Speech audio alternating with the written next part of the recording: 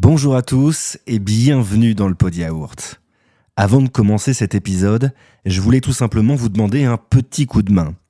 Comme vous vous en doutez, travailler sur ces épisodes prend du temps. Parfois beaucoup de temps. Alors si vous avez quelques secondes devant vous pour liker le podcast sur les plateformes, le noter avec les petites étoiles, le commenter et aussi le partager, ça serait vraiment super chouette et ça pourrait être d'une aide précieuse. Sur ce, bonne écoute. Bienvenue dans le Pod Yaourt, le premier podcast qui s'intéresse à toutes celles et ceux qui font le Havre, à toutes celles et ceux qui sont le Havre.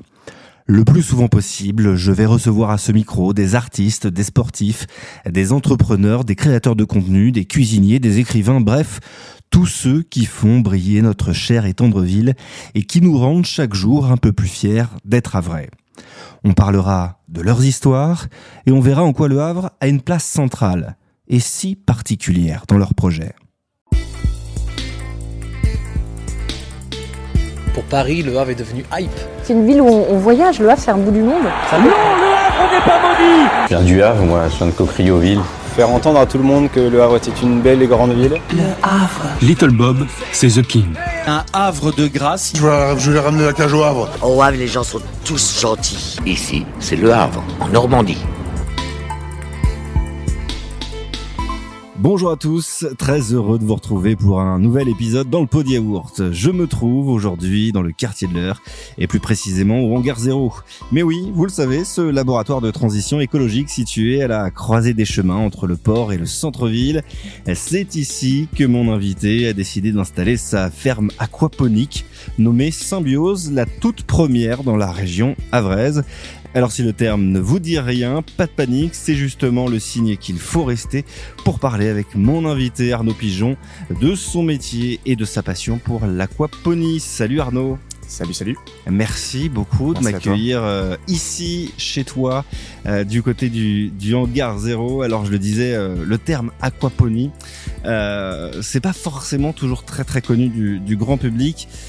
On te demande, j'imagine, très souvent ce que ça veut dire. On me demande très souvent et j'ai souvent la même réponse. Ouais. En fait, l'aquaponie, c'est la symbiose entre deux univers, entre l'aquaculture, donc le fait d'élever des poissons, et l'hydroponie, donc la culture de fruits et légumes dans de l'eau. Et donc le principe de fonctionnement de l'aquaponie, il est simple, c'est que j'ai des poissons, je vais les nourrir, ça va créer des déjections qui vont passer par des bactéries, ça va transformer tout ça en nutriments, donc c'est un peu le cœur du réacteur. Et en fait, ces nutriments vont être captés par les plantes. Et donc l'eau va revenir filtrer jusqu'au poisson. Donc faut imaginer en fait un cercle avec une composante poisson, une composante bactéries et plantes. Et en fait c'est vraiment l'eau qui circule entre ces trois compartiments et qui fait qu'on peut à la fois produire des poissons et des fruits et légumes de manière saine, écologique et locale.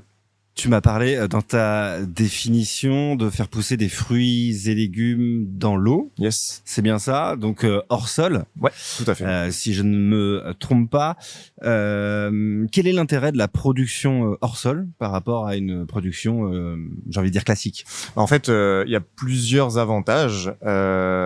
Déjà, on va dire que l'hydroponie, hydroponie, qui est une composante de l'aquaponie, on va dire, sur la partie plante, on va considérer que c'est les mêmes choses.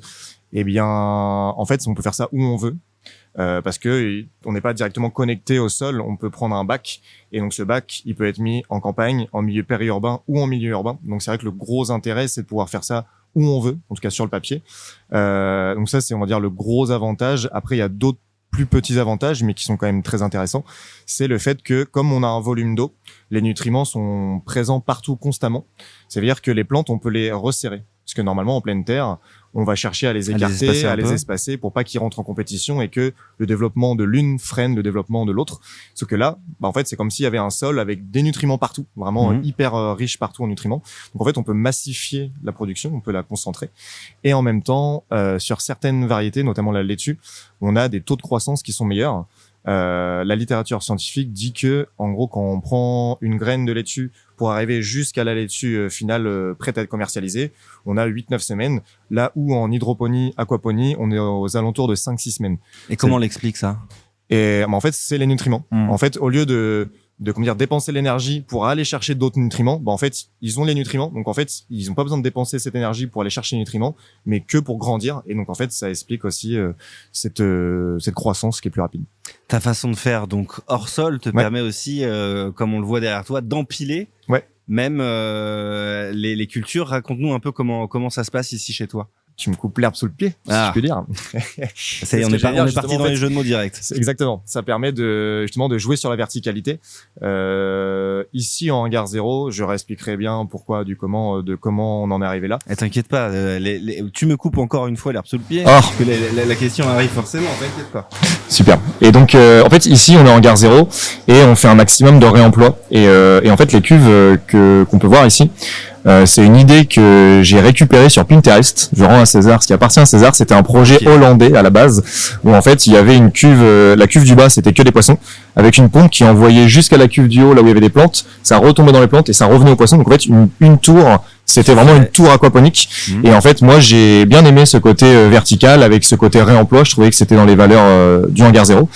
Et donc ça permet d'augmenter la surface que j'ai, parce que là la serre fait 100 mètres carrés, donc ça permet d'aller chercher plus de surface cultivable, tout en faisant du réemploi. Donc ça rentrait, on va dire, dans la case valeur du hangar 0. Et donc voilà, on va dire que il y a eu des problématiques, des contraintes ici. J'ai essayé d'optimiser un peu tout ce que je pouvais optimiser. Si demain je vais refaire une plus grosse ferme, je pense pas que je ferai comme ça. Là, c'était pertinent parce que c'était ici. Si je devais faire un truc vraiment moi, je ferais différemment.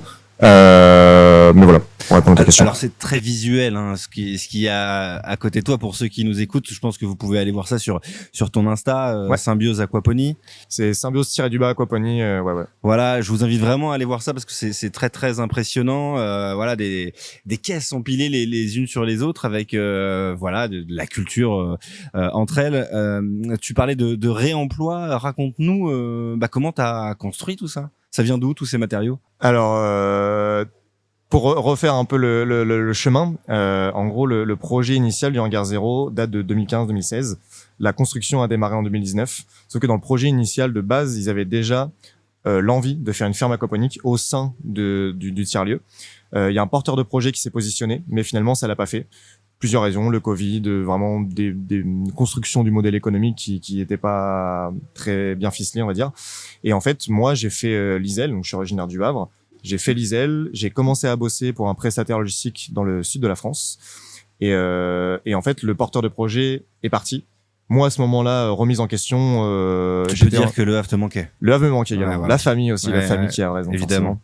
Et donc en fait, tous mes projets étaient mis à l'arrêt pendant le Covid. Donc je suis remonté en Normandie. C'est ici, c'est à ce moment-là que j'ai découvert l'aquaponie. J'ai trouvé tout de suite génial le fonctionnement que j'expliquais tout à l'heure, le côté innovant et en même temps hyper terre à terre. C'est à ce moment-là, quand tu reviens, que tu découvres cet univers. Ouais. Donc c'était en 2020. Mais comment? Parce que tu recherches, tu tombes dessus, on t'en parle. Alors. Souvent, quand on pose la question, je réponds toujours la même chose. Je me souviens pas exactement du premier moment quand j'ai entendu parler de ça. Par contre, ce que je me souviens, c'est de ma réaction par rapport à ça, où je me suis dit, mais c'est génial. Et en fait, j'en ai parlé autour de moi, que ce soit des amis, de la famille, enfin voilà, des connaissances, et personne connaissait. Donc, je me suis dit, il y a un truc à faire. Et c'est vrai que pendant mes études, j'ai toujours eu l'envie d'entreprendre, plutôt dans le domaine logistique, parce que c'était mon cœur de métier, on va dire. Et donc, j'ai eu des idées avec des amis, mais ça a jamais été vraiment jusqu'au bout. Et donc là, on va dire que ce besoin, cette envie d'entreprendre s'est croisé avec une quête de sens et qui s'est aussi croisé avec le fait de vouloir apporter ma pierre à l'édifice par rapport au réchauffement climatique, etc. Et donc en fait, l'aquaponie, ça a conjugué un peu tout ça. Et donc en fait, j'étais en Normandie, j'ai entendu parler d'aquaponie, mais je me suis dit, j'y connais rien en aquaponie. J'ai pas la main verte, j'ai jamais fait de potager ou quoi que ce soit. Et en fait, à ce moment-là, tu pourras venir ici si tu veux, je te montrerai. Avec plaisir. Et en fait, j'ai découvert Aquaponia, qui est le premier centre de formation en aquaponie certifié par l'État français. Ouais. Depuis maintenant, il y en a d'autres qui sont développés, qui sont certifiés, etc. Donc aujourd'hui, en France, on forme les amateurs d'aquaponie. Les professionnels. Les professionnels. Ouais, oui, ouais. bien sûr, En fait, les amateurs de. Ouais, si tu veux, avant d'être formés. les amateurs, en fait, si tu veux, tu vas sur YouTube. Il y a plein de gens qui font plein de choses très très bien.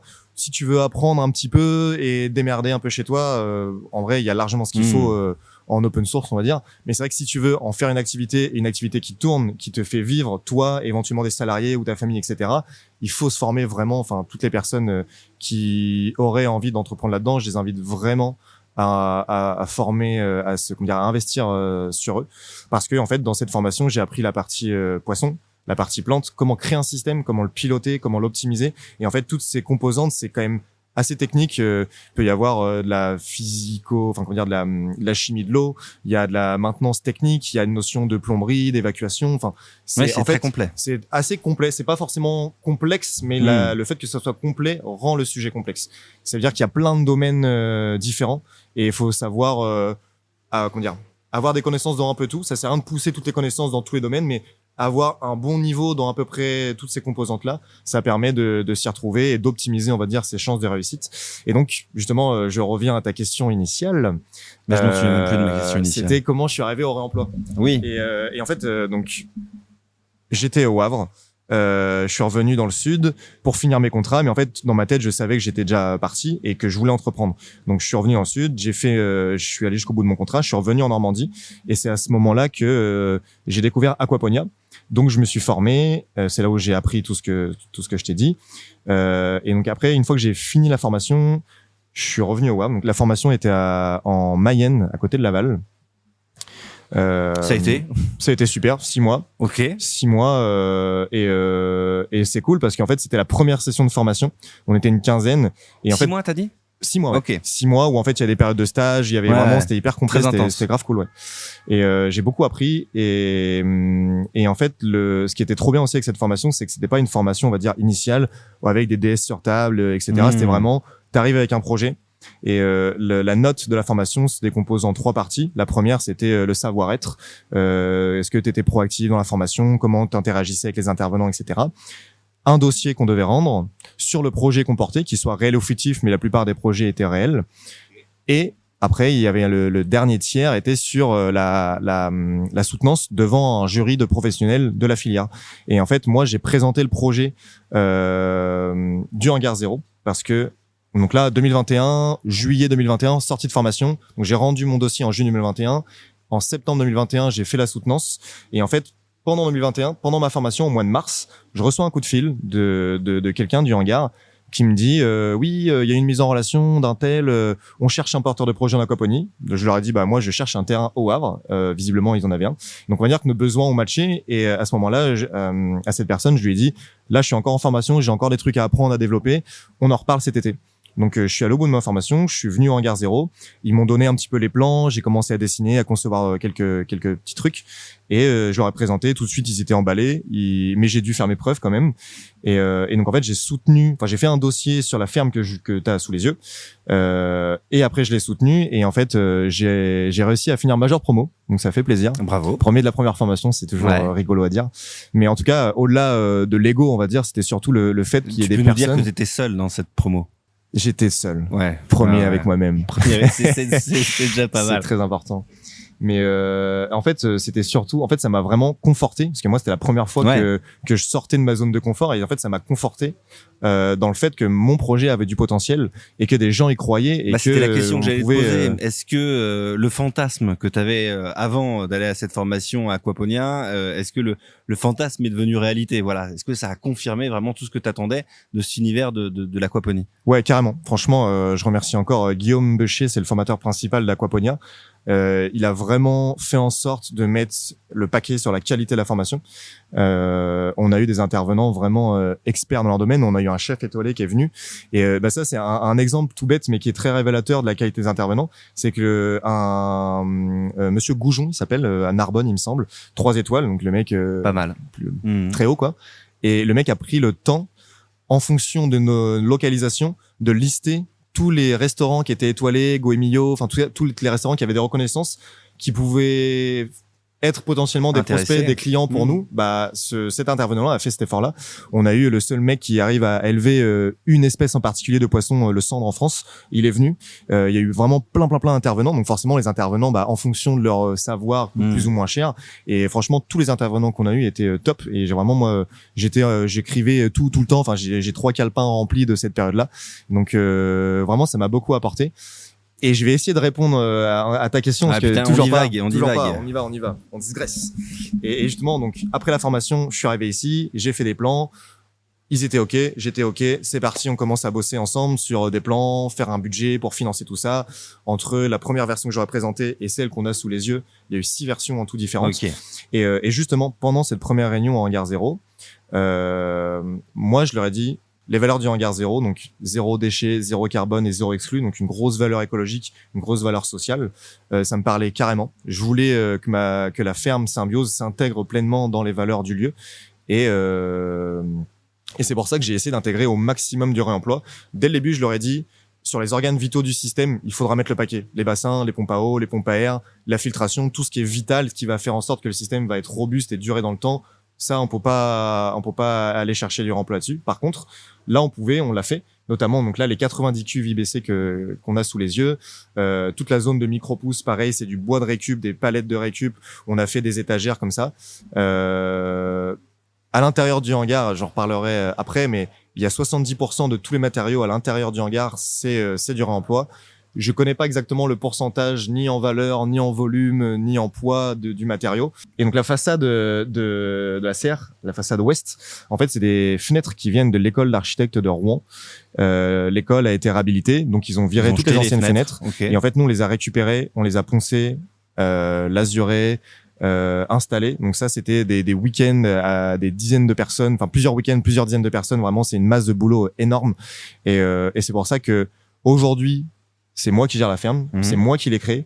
Mais s'il n'y avait pas eu une montagne, si je puis dire, de bénévoles, que ce soit des gens du hangar, des gens qui gravitent autour du hangar, mes proches, ma famille, mes amis, s'ils n'étaient pas là, on serait pas là en train de discuter. Je pense que je serais encore en train de coller des bouts de tuyaux. Donc vraiment, merci à eux. Enfin, si je peux en profiter pour faire un petit merci. Évidemment. Mais ouais, en fait, c'est vraiment une belle aventure collective. C'était vraiment en mode esprit d'équipe où les gens, en fait, sentaient que mon projet avait du potentiel, du coup, en fait, ils avaient envie de m'aider. Et moi, ressentant tout ce soutien, ça me donnait encore plus de force pour continuer. Donc vraiment, c'était hyper... Combien de temps elle a duré cette phase d'installation ? Alors, ça s'est fait en 3 temps. Il y a eu d'abord la zone de micro-pouces. Donc c'était vraiment le tout premier truc. Il y avait encore rien du tout, pas de bassin. Et j'avais déjà ma zone de micro-pouces. Donc, en fait, il y a eu un temps bureau d'études où je vais faire des plans, faire des budgets, aller chercher des fournisseurs, etc. Ensuite, il y a eu un temps construction et un temps exploitation. Ça, c'est les 3 phases. Sauf qu'en fait, les 3 phases se sont un peu mélangées dans le temps. C'est-à-dire qu'au début, j'avais ma zone de micro-pouces. Donc, j'étais encore en train de faire des plans pour le reste. On commençait à construire les bassins. Et en même temps, je commençais à prospecter des restaurants pour commencer à vendre. Et donc, une fois que que j'avais commencé à vendre des micro-pousses, on a développé la partie bassin poisson à l'intérieur du bâtiment. Donc, j'ai pu commencer à lever les premiers filets, faire un peu de poisson. Donc ça, là, on arrive fin 2021, début 2022. Et après, tout 2023, c'était vraiment l'aménagement de la serre. C'était assez costaud. Parce que les 90 cuves, il fallait les couper, il fallait ouvrir l'armature, il fallait les nettoyer, les remettre. La pouzzolane, ça, ce qu'on voit ici, c'est le support de plantes. C'est aussi un support pour bactéries. Et en fait, ça, la pouzzolane, faut imaginer que quand on transporte ça, c'est comme si on prend 2 sucres, on frotte, ça fait du sucre en poudre. Là, c'est pareil, sauf que quand on a 36 mètres cubes de pouzzolane, ça fait de la poussière. Voilà, il y avait l'équivalent de, je pense, 4-5 mètres cubes de poussière de pouzzolane. Ouais. Donc en fait, on a dû prendre des pelles, les mettre dans les cagettes, les tremper dans l'eau et ensuite les intégrer. Et donc il y avait 36 mètres cubes. Donc ça, c'est pareil, c'était un travail monstre. Je voulais qu'on revienne un petit peu sur cette histoire de rencontre entre toi et le hangar 0. Tu as employé, je crois tout à l'heure, le mot chance, étant donné que tu cherchais quelque chose au Havre et eux cherchaient quelqu'un pour faire quelque chose dans l'aquaponie. Raconte-nous justement cette chance, parce que si c'était pas ici, ça aurait été où?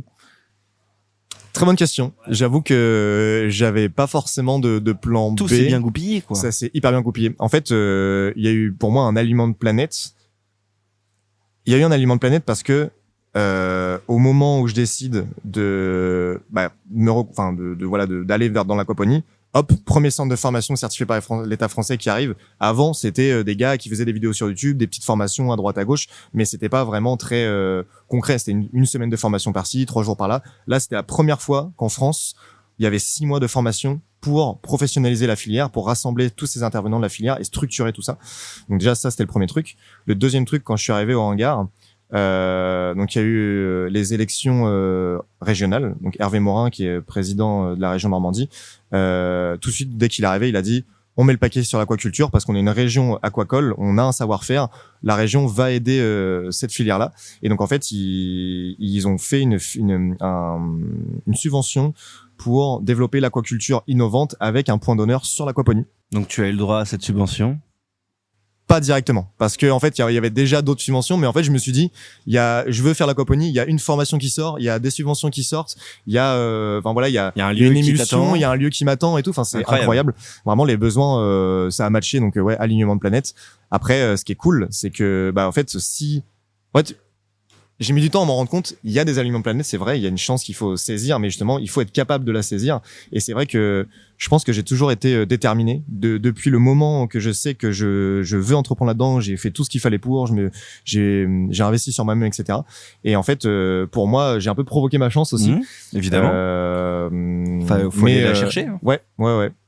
Mais en tout cas, en Hangar Zéro, s'il y avait pas eu le Hangar Zéro, en plus, c'est vrai que quand je suis arrivé, c'était trop bien parce que là, on va parler un petit peu chiffres.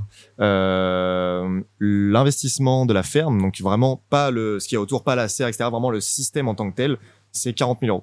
Donc le Hangar Zéro a mis 40 000 € sur la table. Ça a été subventionné de moitié par la région Normandie via d'autres dispositifs, mais c'est quand même la région Normandie. Donc 20 000. Donc moi, en gros, je suis arrivé en tant que bureau d'études. C'est eux qui ont investi. Et une fois que c'était investi, construit, là, je suis arrivé en tant qu'exploitant agricole et en fait, tu as mis de l'argent de ta poche, toi? J'ai pas mis directement de l'argent de ma poche parce que en fait, j'ai une subvention qui s'appelle French Tech Tremplin. Donc Startup Nation, tout ça, on va dire. Ouais. Et en gros, pour faire simple, je caricature, je préviens, je caricature, mais en gros, pour accéder à ces réseaux-là, French Tech, il faut avoir fait EDEC, HEC, être dans le réseau un peu parisien, et avoir du réseau ou faire des belles écoles, etc. T'as fait l'ISEL. Attends. Voilà, c'est une belle école, c'est une très belle école. Je crache pas dessus, mais c'était pas, j'étais pas dans ces réseaux-là. Enfin voilà. Voilà. Et en fait, c'était la deuxième édition où ils ont fait ça, donc Fresh Tech Tremplin, pour justement donner une chance à des personnes qui venaient du milieu QPV ou rural. Et en fait, comme ici en Hangar Zéro, on est en bordure de QPV. On va dire que le critère social, en gros, je rentrais dedans, donc j'ai pu postuler à cette formation. Et donc, sur plus de 800 startups, il y en a eu 250 de sélectionnés, dont 7 en Normandie, et Symbiose en faisait partie. Donc, ça m'a permis d'avoir 42 000 € de subvention. Chouette. Pour payer, ouais, carrément. Ça m'a sorti une belle épine du pied. Après coup, je me dis, c'est pareil, si j'avais pas eu ça, ça aurait pas été possible. Et donc, ça m'a permis de payer mes premiers salaires déjà. Mes consommables, mes équipements. En fait, ça a permis vraiment de lancer la machine. Voilà. Donc en soi, si j'avais pas eu ça, peut-être que j'aurais dû faire un emprunt, mais du coup, ça aurait été plus risqué, etc. En tout cas, moi, mon credo quand j'ai démarré, c'était je prends un risque parce que c'est toute ma vie. Oui. Là, les prochaines années à venir qui se jouent. Toute ton ambition. Mon ambition. Donc, il y avait le Hangar Zéro qui met des billes. La région Normandie qui met des billes, moi je mets des billes, il y a des subventions et en fait je voulais vraiment partager le risque financier et au final je pense avoir bien fait parce que après coup, donc là Symbiose a 3 ans maintenant et c'est vrai que tout le chemin en 3 ans que j'ai parcouru, en fait j'ai appris énormément parce que j'ai fait énormément d'erreurs et heureusement que j'ai fait des erreurs à petite échelle. Ne me coupe pas l'herbe sous le pied, c'est mes prochaines questions. Mais évidemment on va parler de tes erreurs, on va parler de ce qu'il faut faire, de ce qu'il faut pas faire, de ton bilan de ces 3 ans. Quand on parlait du facteur chance, évidemment que tu as eu, il y a eu un autre facteur chance, c'est que tu me disais tout à l'heure que tu voulais revenir chez toi, ici au Havre, et que le lieu qui te voulait, il était ici, au Havre. Ouais. Donc ça aussi, c'est un autre facteur chance, et c'était aussi important pour toi de faire ça, de pratiquer l'aquaponie ici chez toi au Havre. Ouais, carrément. Alors, en fait, déjà, je suis originaire du Havre. Enfin, mes parents habitent à côté de Saint-Romain, de Colbosc. Donc, on va dire, j'ai pas grandi au Havre, mais aux alentours. Et en fait, c'est pas les grave. Premières sorties, c'était au Havre et tout. Donc, je me considère havrais. Et puis maintenant, j'habite au Havre et j'ai mon entreprise ici et tout. Donc, je suis pleinement havrais. Mais donc, j'ai toujours grandi ici et je me voyais pas faire ça ailleurs parce que je me suis dit, déjà qu'entreprendre, c'est difficile. D'autant plus dans le domaine agricole, d'autant plus quand c'est l'aquaponie et que personne sait ce que c'est. Donc, j'ai intérêt à venir ici de par le petit réseau que j'avais à l'époque, on va dire. Et vraiment, je me suis dit, si je veux optimiser mes chances de réussite, je dois faire ça au Havre. En plus, il y a mes amis, il y a ma famille. Donc, j'étais conscient que l'entrepreneuriat, c'est des hauts, des bas, et que des fois, les périodes de down, si t'es tout seul, ça peut être un peu chaud. Et donc là, j'ai toujours eu ma copine, mes amis, ma famille et tout qui étaient là derrière. Donc, pour toutes ces raisons, en fait, je me voyais pas faire ça ailleurs. Et puis t'es surtout le premier à faire ça dans la région. Il y avait une opportunité aussi. Voilà, dans la région havraise, pas dans la région. Dans la région havraise. Oui. T'as raison de le préciser. Je précise parce qu'il y en a quelques-unes. Il y en a une entre Dieppe et Rouen, il y en a une à Cherbourg, et il y en a d'autres là qui sortent de terre. Donc, mais t'as fait partie en tout cas même des premiers de la région. Ouais. Voilà. En tout cas, vraiment le premier dans la région havraise. Ça aussi, j'imagine qu'il y a un petit côté fierté quand même de se dire bon voilà, je me lance, je suis tout seul et en plus je suis le premier quoi. Ouais. En fait, aujourd'hui en France, il y a des petites structures comme la mienne, il y a des moyennes structures, il y a des plus grosses structures. Et en gros, des grosses structures aujourd'hui en France, je dirais qu'il y en a 5, 6. Et en fait, ces grosses structures, comme tout marché qui démarre, c'est un peu un océan bleu. Il n'y a pas encore beaucoup de concurrents. Donc en fait, les gens veulent grandir gros vite, monopole, quoi. Faire des filiales, arroser tout le monde et en fait, avoir une notion de monopole. Et qu'est-ce que t'appelles des grosses structures? Grosses structures, là aujourd'hui, on est sur une exploitation qui fait 200 mètres carrés, donc 0,02 hectares. Là, il y a des fermes aquaponiques qui sortent de terre, qui sont sorties de terre et qui sont en train encore de sortir de terre, de 4000, 5000, 8000 mètres carrés. Donc c'est pas du tout la même échelle de grandeur. Et en fait, eux, ce qu'ils ont fait, c'est qu'ils ont un projet pilote. Et le gars est pas tout seul. Ils l'ont, c'est une équipe, ils sont plusieurs. Projet pilote, on se développe sur un plus gros site. Et une fois que ça marche, le gros site, et là, on va aller voir les métropoles ailleurs et on va aller chercher du foncier et on va développer. Et en fait, là où je veux en venir, c'est que comme j'ai été le premier à parler d'aquaponie au Havre, quand une de ces grosses boîtes est venue prospecter la métropole du Havre pour trouver un foncier, etc. Et comme j'ai été le premier à parler d'aquaponie, en fait, ils m'ont invité à cette réunion. Et en gros, leur but c'était de trouver quelqu'un de local, etc. Donc ils m'ont proposé sans vraiment me proposer que s'ils construisaient quelque chose au Havre, ils avaient pensé à moi. Donc c'était cool parce que déjà en termes de reconnaissance, le fait que je parle aquaponie, ils ont pensé à moi. Et en plus, le fait qu'ils se projettent à travers moi, ça veut dire que j'ai potentiellement les épaules pour ça. Mais ça c'était il y a 1 an et demi, 2 ans maintenant. De l'eau a coulé sous les ponts. Mais en tout cas, c'est même pas fait exprès. Ouais. De l'eau partout. C'est la base de tout. Exactement. Oui, pardon, je t'ai coupé avec mes vannes pourries. je suis adepte aussi malheureusement de ces blagues. Mais donc tu parlais des réunions auxquelles on t'a invité. Ouais, c'est ça. Voilà, c'était juste pour parler du fait que j'étais un des premiers à parler aquaponie au Havre. Donc quand il y a cette petite marque de reconnaissance, ça fait toujours plaisir. Mais alerte spoiler. En fait là. C'est une petite ferme. En fait, c'est mon projet pilote à moi ici. Et j'ai pour projet, avec mon frère qui est vétérinaire, de créer une plus grosse ferme dans la région havraise. Okay. Donc vraiment en bordure du Havre, que ce soit des communes autour du Havre ou sur le port du Havre. En fait, le but, ça serait de récupérer un foncier défavorisé, pollué, un foncier dont personne ne veut parce que trop pollué, où il y a des contraintes, ou voilà. Et en fait, la force de l'aquaponie, c'est que c'est hors sol, donc on peut faire ça où on veut. Et moi, justement, j'aimerais bien récupérer un terrain pour pouvoir avoir une plus grosse production.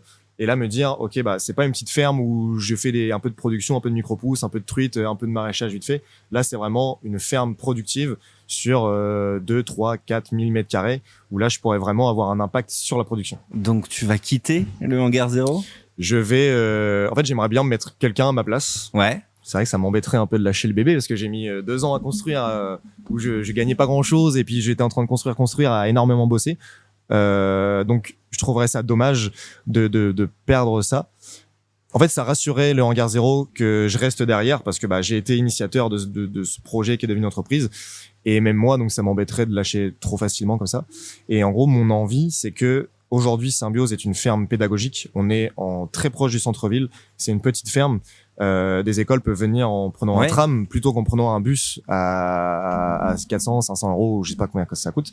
Mais en tout cas, en venant, en fait, c'est facilement accessible en centre-ville. Donc, en fait, j'ai envie de garder Symbiose en tant que ferme pédagogique, vraiment pour aller parler de photosynthèse, de cycle de l'eau, de plein de messages liés à l'environnement, au côté nutrition, etc., auprès de publics jeunes, que ce soit des écoles, des assos ou même, pourquoi pas, des comités d'entreprise. Et donc, j'ai envie de garder ça ici, en centre-ville, accessible pour les gens.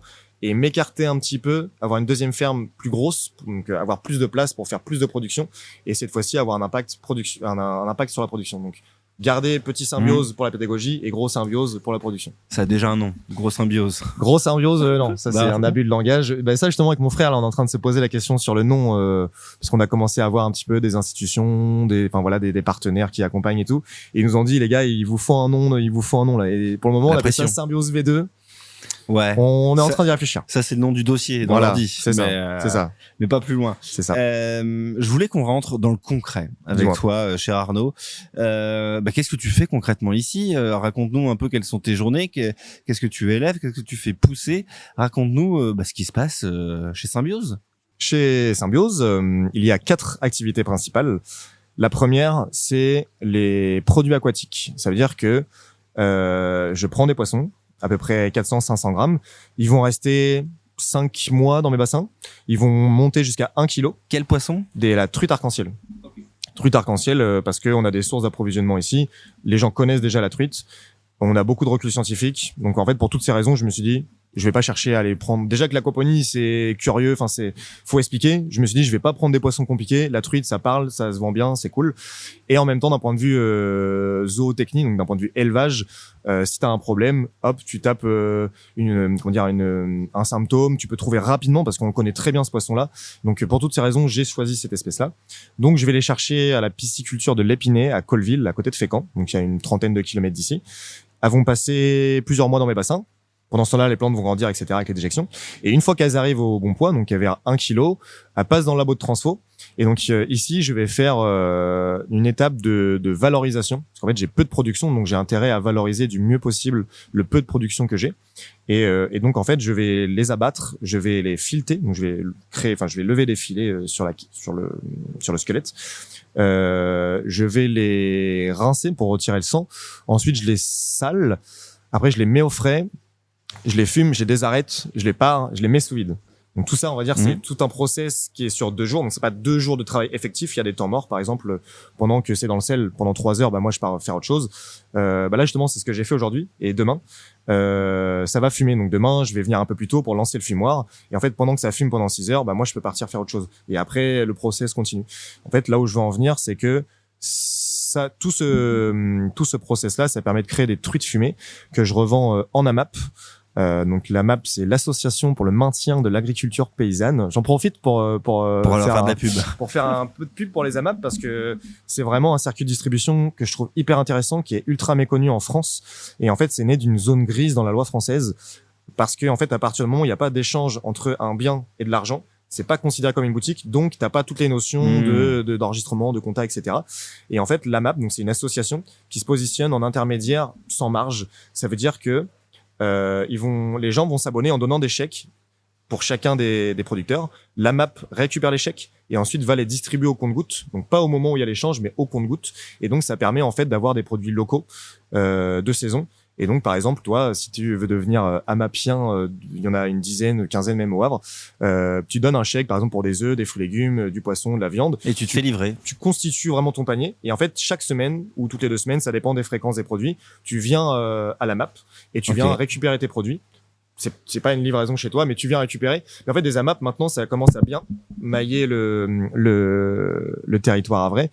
Et donc, il y en a forcément une pas loin de chez toi. Tes truites vont chez monsieur et madame tout le monde. Monsieur et madame tout le monde, effectivement. Mais tu en fait, vends à des restos? J'ai pas ce produit-là. D'autres produits, mais j'y reviendrai juste après. En gros, les truites, et je fais aussi des rillettes. Des rillettes de truite. Des rillettes de truite, exactement. C'est plutôt de la crème de truite, en fait. C'est un tartinable, mais en fait, c'est trop bien parce que quand je lève des filets, il reste toujours un peu de chair sur la carcasse. En fait, je vais la faire bouillir. Ça permet de récolter 10 à 15% du poids brut du poisson. Donc, ça permet de valoriser une certaine partie de déchets. De la récup jusqu'au poisson. Jusqu'au bout, exactement. Et en fait, après, je fais une petite recette en remettant un peu de truite fumée pour que ça apporte un goût de salé, un goût de fumée. Mais cuistot en même temps, quoi. Cuistot en même temps, poissonné, je dirais même. Ouais. Et donc après, avec un peu d'aneth, de cream cheese, ça fait une petite recette et les gens adorent. Ça me permet de proposer, d'élargir la gamme de produits et tout en valorisant des déchets. Donc c'est tout bénéf pour tout le monde. Et donc ça, ces 2 produits-là, rillettes / crème de truite et filet de truite fumée, ces 2 produits-là sont revendus en AMAP principalement, je dirais aux 3/4. Et après, le dernier quart, c'est pour des ventes ponctuelles ici, pour des gens du hangar ou des visites vraiment anodines. Ou Et donc effectivement, si on a envie dégustations, d'avoir de la truite fumée ou des rillettes, on peut venir ici au Ouais, hangar zéro, tout à fait. s'approvisionner. Donc ça c'est pour la partie poisson, la partie Ça, c'est pour la truite. partie poisson, ouais. Il y a une autre partie très importante.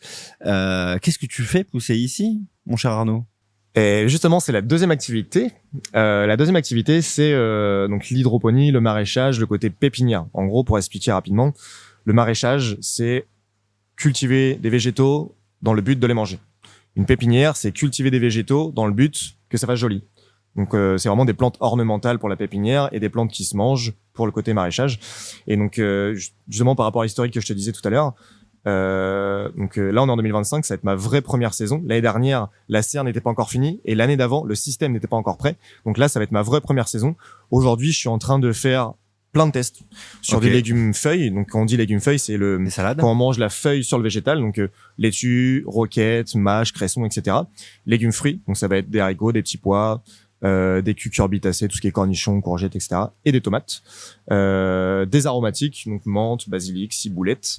Des fleurs comestibles que je revends que j'avais déjà vendu l'année dernière un petit peu à des restaurants. Donc ça peut être des fleurs de capucine, de mauve et de souci. Là, j'ai en train de tester d'autres fleurs.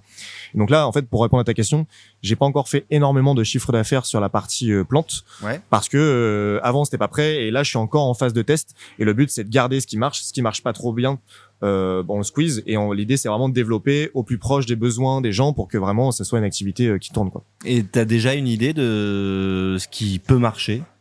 Ouais, bah globalement les aromatiques, parce que des produits frais aromatiques, c'est bête, c'est pas tout le temps le cas partout, mais dans la plupart, par exemple des GMS, donc des grandes et moyennes surfaces, sans les citer, tu veux du persil, de la ciboulette ou de la menthe, t'ouvres le frigo, t'as des petits sachets de 10 grammes. Et en fait, les gens souvent ne regardent pas le prix au kilo. Mais quand tu regardes le prix au kilo, c'est vendu une somme mais astronomique. C'est vendu en minimum 100 €, voire 200 € du kilo, pour des produits qui peuvent venir du Kenya ou d'Éthiopie ou de je ne sais où. Et en fait, c'est pour ça que créer des aromatiques fraîches, livrées le jour même, c'est vraiment, je pense, quelque chose qui intéresse les gens. Et il y a un vrai besoin là-dessus, que ce soit des particuliers ou même des restaurants ou des grandes et moyennes surfaces, des grossistes, etc.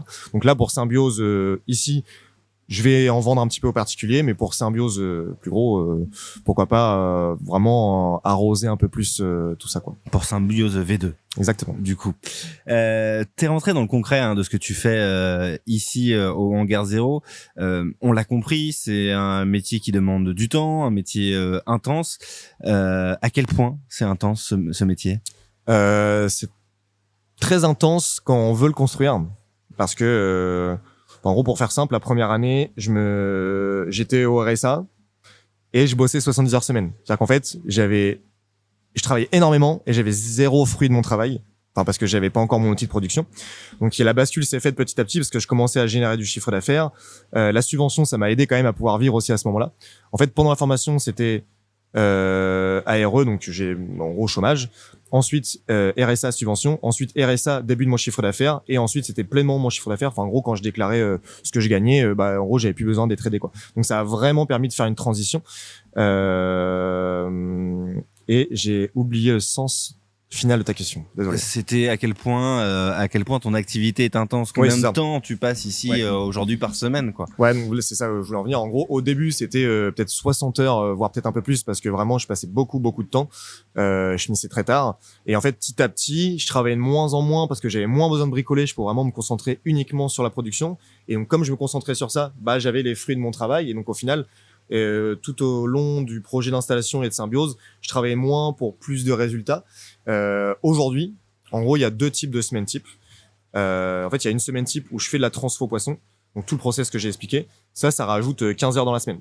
Et une semaine où j'ai pas de poisson, en gros, c'est faire les micro-pousses, entretenir le système, nourrir les poissons, vidanger les filtres. Enfin voilà, il y a plein de petites tâches comme ça à la semaine, toutes les 2 semaines, au mois. Mais globalement, c'est plus un entretien régulier. Donc en gros, les semaines où il y a pas de poisson, je dirais que je suis à peu près à 30 heures. Les semaines où je fais du poisson, je suis à 45, donc en moyenne, c'est un petit 40 heures par semaine pour gagner à peu près 2000 € je suis transparent là-dessus et justement j'avais fait une petite vidéo qui avait fait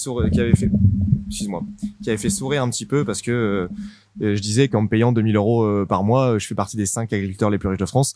C'est en partie vrai, en partie faux parce que on parle pas de notion de patrimoine. Enfin, aujourd'hui, moi, j'ai pas de patrimoine. Je parlais vraiment salaire. Et en fait, il y a un énorme écart entre les agriculteurs très riches qui ont plusieurs hectares, propriétaires, voilà, et des agriculteurs, en fait, par exemple, céréaliers qui, eux, sont en RSA et qui sont vraiment sous l'eau. Et en fait, moi, je voulais vraiment montrer qu'il y a une autre voie possible. C'est-à-dire que on doit pas être forcément avoir 80 hectares et entre guillemets endommager l'environnement ou alors être trop petit pour ne pas pouvoir avoir quelqu'un comme salarié, etc. Moi, je voulais vraiment montrer que en ville, sur une petite surface, tout seul, avec des modèles économiques différents, on peut en vivre. Et en fait, parce que j'ai réussi, et moi, mon but, c'est pas forcément de dire faites comme moi, c'est si je peux vous inspirer, planter une petite graine d'une chose que vous n'imaginez même pas avant. Moi déjà c'est carrément une réussite pour moi parce que tu vois quand il y a des petits qui viennent ou des jeunes en école d'ingé agronome qui voient différentes possibilités de faire l'agriculture, en fait ils se disent bah pourquoi pas moi. Et c'est vrai que depuis je sais pas des dizaines d'années, le nombre d'agriculteurs descend. Les agriculteurs, il y en aura la moitié qui part à la retraite dans 10 ans, il y a plein de suicides, t'es mal payé, tu pars jamais en vacances. Ouais. Enfin, vraiment toutes ces notions là fait que. Et toi, du coup, t'arrives à partir en vacances, à avoir du break, à ne pas venir là le week-end? Bah, pas pendant les premières années, justement. En gros, les 2 premières années, 0 vacances. Des week-ends, par-ci, par-là, parce qu'il faut quand même vivre et avoir un équilibre entre la vie pro et la vie perso. Mais pas de vacances pendant les premières années. 0. Et justement, bah là, cette année, je me suis un peu plus fait plaisir. Je suis parti avec ma copine. Je suis parti pour le mariage d'un copain en Inde. Et en fait, ça, c'est possible parce que en fait j'ai un service civique avec moi et en fait la personne j'ai réussi à la former, il y avait d'autres tuteurs qui permettaient d'encadrer mais en fait la personne si on veut faire tourner la boutique Symbiose le strict minimum c'est 15 heures semaine. Donc en fait t'as besoin quoi qu'il arrive c'est du vivant, il faut être sur place, les poissons, les bactéries, les plantes, c'est du vivant, c'est du non-stop, il faut forcément qu'il y ait quelqu'un. Et en fait je suis content parce que même moi je me suis prouvé à moi-même que Symbiose pouvait aussi vivre sans moi. Et juste en faisant le strict minimum, donc faire les pousses, entretenir le système. Et là où j'ai la chance, c'est que comme je disais, mes proches sont autour de moi et surtout mes parents. Par exemple, quand je pars, les livraisons des restaurateurs au Havre, c'est le mardi, ma mère s'en occupe quand je suis pas là. Et mon merci père, maman. merci maman. Et mon père, pareil, en fait, les commandes étaient prêtes, il les chargeait en sa voiture et il allait livrer à Honfleur et à Etretat. Donc, en fait, j'ai réparti la charge de boulot sur 3-4 personnes parfois et ça m'a permis de partir l'esprit tranquille. Et donc ouais, en vrai, en termes de travail, c'est dur au début. Je dirais même très dur parce qu'il faut s'accrocher. Mais une fois que t'es installé, que les process sont rodés, que vraiment t'as ton organisation à la semaine, toutes les 2 semaines, au mois et que ça roule, etc. Franchement, là, c'est plus de kiff, on va dire. Puis même c'est hyper valorisant. Enfin, tu vois, quand le fait que tu sois là et que tu me dises tout ça, ou que quand je fais des visites, qu'il y ait des jeunes ou des moins jeunes qui viennent et qui me disent waouh, enfin tout ce que t'as fait c'est incroyable en plus en si peu de temps. Moi j'ai l'impression que ça a été beaucoup trop long. Enfin moi j'aurais voulu que ça se fasse en 6 mois et puis go et bam. Et c'est toujours comme ça malheureusement. Et tu vois même ça en termes d'apprentissage. Je sais que j'étais hyper ambitieux, je le suis toujours aujourd'hui, mais je pense qu'avant j'étais ambitieux et un peu naïf. Aujourd'hui, je suis encore ambitieux. Je dis pas que je suis moins naïf, mais en tout cas, j'ai acquis une certaine expérience qui me fait dire que, ouais, il faut des fois un travail que tu penses faire en 2 heures, bah non, tu comptes une demi-journée, voire 2 jours, parce que voilà, c'est un truc un peu bête, mais c'est un truc qui requiert du temps, quoi. Tout au long du process d'installation et même aujourd'hui, t'as eu tes moments de doute où tu t'es dit non là c'est trop quoi. Ouais, bah en fait c'est plus en fait les moments de doute, c'était est-ce que je vais dans la bonne direction, est-ce que je m'inflige pas un truc trop gros, est-ce que je veux pas créer un truc qui va être trop gros par rapport à ce que je peux accepter. Encore une fois, je crache pas dans la soupe, j'ai plein de copains qui sont ingénieurs de l'ISEL, etc. Mais tu vois, si j'avais entre guillemets choisi la voie de la facilité, et encore une fois vraiment ce que je dis implique que moi, c'est mon point de vue, c'est mon truc à moi. Mais en fait, si j'étais resté en bac+5 ISEL ingénieur logistique, hop, tu finis dans un grand groupe où la logistique il y en a partout, donc tu peux rapidement commencer avec un bon salaire, atteindre un bon salaire et puis avoir un train de vie qui est confortable. Tu peux partir en vacances, avoir des projets, etc. Bah moi, je me suis refusé ça parce que justement, j'avais des valeurs écologique, je voulais vraiment créer quelque chose de nouveau et j'avais envie de créer un truc qui ait du sens, qui soit mon truc à moi. Donc en fait, je me suis dit plutôt que d'avoir un gros salaire, des projets, des voyages, etc. Bah moi je me suis dit ok, je sacrifie une partie de ma vie pour pouvoir faire un truc qui me plaît au jour le jour. Donc comme ça j'aurais moins le besoin de partir en vacances, parce qu'au final mon quotidien c'est cool. Après c'est quand même important de faire des breaks, mais je veux dire tu vois, j'ai pu assumer le fait de partir 2 ans parce que j'étais full dans mon truc et je savais où j'allais, mais des fois c'était trop, et du coup je me disais enfin là je suis avec des copains en soirée, je pense à ça. Le soir à 2h du matin je regarde le plafond, je pense à ça. Des fois en fait les gens me parlent, je les écoute pas vraiment parce qu'en fait je suis en train de m'écouter moi-même, en train de penser à ça, à écrire des trucs, et vraiment j'étais tellement obnubilé parce que je voulais mettre en place, qu'en fait ça commençait à empiéter sur ma vie perso. Et du coup bah comme j'étais pas forcément bien parce que j'étais fatigué et que voilà j'avais un peu l'impression d'être seul parfois dans ma bulle à bosser sur mon truc, bah ça empiétait aussi sur ma vie pro. Et on va dire que moi mon gros cheval de bataille, en tout cas pendant les 2 premières années, c'était pouvoir parler de tout ça, de cet équilibre entre vie pro et vie perso. Et j'ai eu la chance de pouvoir faire les déterminés. C'est une formation entrepreneuriale. J'ai fait la première session de formation au Havre. Il y a eu la 3e qui s'est terminée. Ils vont ouvrir une 4e. Il y a eu plus de 100. Là, il y a plus de 100 promos. C'est national. Il y en a dans toutes les plus grandes villes de France. Et en fait, ce qui est trop bien, c'est que même si je suis pas avec des gens qui font l'agriculture et encore moins l'aquaponie, je suis avec des gens qui entreprennent et qui se posent ces mêmes questions que moi. Donc en fait c'était en mode il y avait des gens et c'était pour leurs gamins ou parce qu'ils voulaient en fait notre pourquoi était différent, mais la situation dans laquelle on était similaire. Donc en fait on se posait ces mêmes questions là, et le fait de pouvoir avoir comme ça des personnes qui vivent la même chose, c'était trop bien, parce que même ma copine, même mes parents, même mes proches en fait ne pouvaient pas se mettre à ma place, parce que eux ils ont leur vie, moi j'ai ma vie, mais du coup ma vie, en tout cas mon envie d'entreprendre était proche de l'envie d'entreprendre des personnes avec qui j'étais en formation. Et donc ouais, c'était vraiment heureusement que c'était là pour ça, parce que ça m'a vraiment permis d'apprendre sur moi-même, je pense. Il y a un dernier thème que j'aimerais évoquer avec toi, Arnaud, et t'as commencé à en parler, c'est le thème de la transmission. J'ai vu que sur ta porte d'entrée, qui était d'ailleurs ouverte, il y a marqué entrée, voilà, n'hésitez pas. Tu m'as parlé des scolaires aussi que tu accueilles de temps en temps ici pour leur faire découvrir ce lieu qui est complètement incroyable. Ça veut dire que la transmission, c'est important pour toi? Ouais. Juste un petit laïus rapidos avant de répondre à ta question. Donc, je parlais de la première activité, les poissons. 2e, les plantes. 3e, c'est les micro-pousses, juste avant d'arriver sur la 4e. En gros, les micro-pousses, en fait, c'est des petites barquettes où tu mets 1 litre terreau, 1 litre graine. J'ai une petite chambre où, en fait, je peux en faire à peu près 300 barquettes par semaine. Et justement, petite dédicace à Lucie Guillot de la Bise qui est venue chez toi, justement. Exactement. En plus, tu m'avais fait une invite pendant ce podcast, et j'ai écouté, j'étais en mode bah il va falloir que je vienne, et donc voilà, c'est pour ça que je suis là aujourd'hui. Mais en gros là, mon premier client, j'en dis des conneries. Mon premier client pour Symbiose, c'était la Bise, et en fait je mangeais au restaurant, et à la fin j'y suis allé au kilo pour aller payer l'addition. Je leur dis bah voilà, moi je fais des micro-pousses, j'ai vu que vous utilisez des produits similaires sur vos assiettes, est-ce que ça vous intéresserait? Et donc la semaine qui a suivi, le chef à l'époque est venu, on s'est rencontrés, et donc c'est comme ça que c'est devenu mon premier client. Donc au début je faisais beaucoup de prospection, et maintenant je bosse avec à peu près une 20aine de restos gastronomiques au Havre, à Étretat et à Honfleur. Au Havre, je bosse avec le Bouche à Oreille, avec le Grand Large, la Bise, avec le Grignot. Mais en tout cas, les micro-pousses, c'est vraiment une activité qui est très intéressante, parce que ça permet vraiment de proposer des produits locaux, sains. Je vais les livrer toutes les semaines. Donc en fait, normalement, ces produits-là qui sont vendus dans des grossistes, ils viennent des Pays-Bas ou de loin. Et donc en fait, c'est stocké à réfrigérer, transporté à réfrigérer, restocké à réfrigérer. Donc quand les clients ouvrent le frigo et prennent leurs produits, il y a la moitié qui est déjà fanée, quoi. Et donc moi, je me suis calé sur ces prix. Et justement, le but, c'est que je suis un petit peu plus cher que ces revendeurs-là. Mais par contre, moi, comme je livre toutes les semaines, c'est ultra frais, et donc ça permet vraiment de garder les produits plus facilement. Donc en fait, ils s'y retrouvent carrément niveau économique, et aussi niveau conservation, niveau fraîcheur des produits, et niveau petite histoire, parce que voilà, un petit gars qui fait l'aquaponie, tout ça. Enfin, je veux dire, les restaurants gastro cherchent à à vendre. Il y a un storytelling derrière, et puis comme tu parlais tout à l'heure de cercle vertueux, là aussi, on est clairement dans un cercle vertueux avec du local et du frais.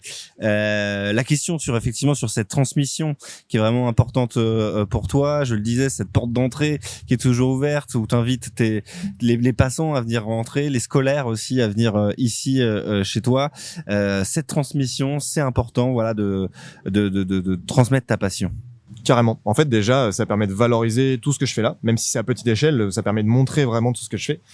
Et j'ai une petite stat pour toi, c'est en 2024, j'ai fait une 30 visites pour plus de 600 participants. Waouh. Donc ça fait une moyenne de 20 participants par visite. Des fois il y avait moins, des fois il y avait beaucoup plus. Mais en fait ce que j'aime beaucoup, je me verrais pas être prof.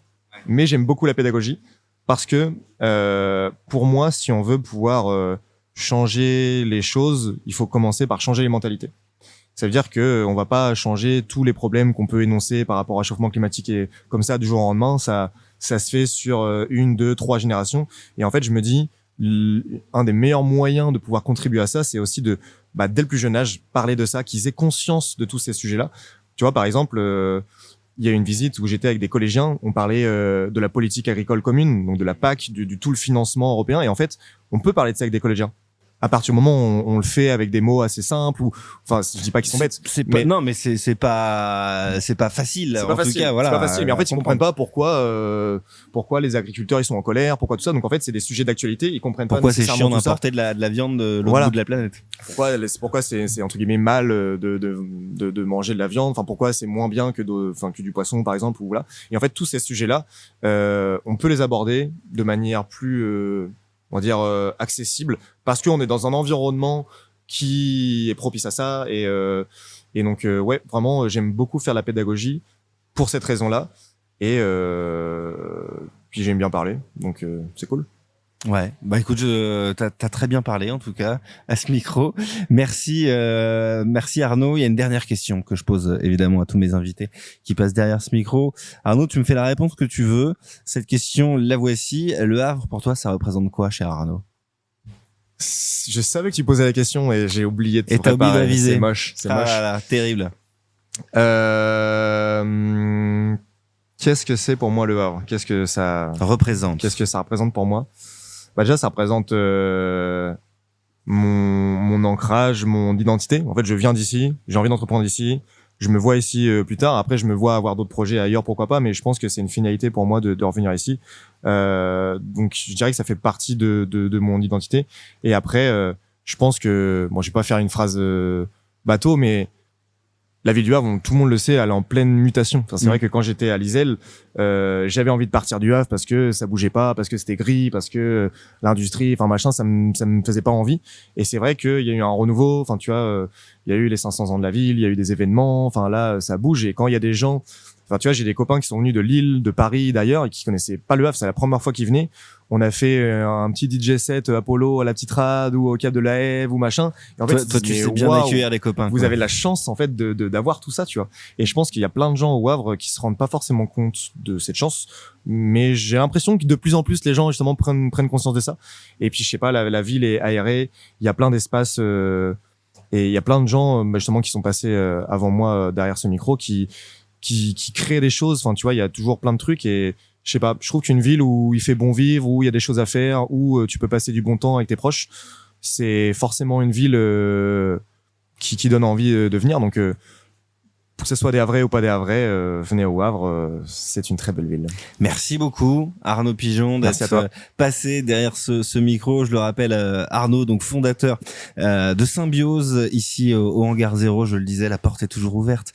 Passez donc faire un coucou à Arnaud. Il prendra évidemment quelques secondes pour vous expliquer son merveilleux métier. Et puis on peut te retrouver donc sur ton Insta. Ouais. Arnaud Symbiose, c'est un 0 à la place du O. Pour rappeler le Hangar 0. Désolé. Mais si vous tapez Symbi 0E, normalement, ça tombe directement dans le résultat.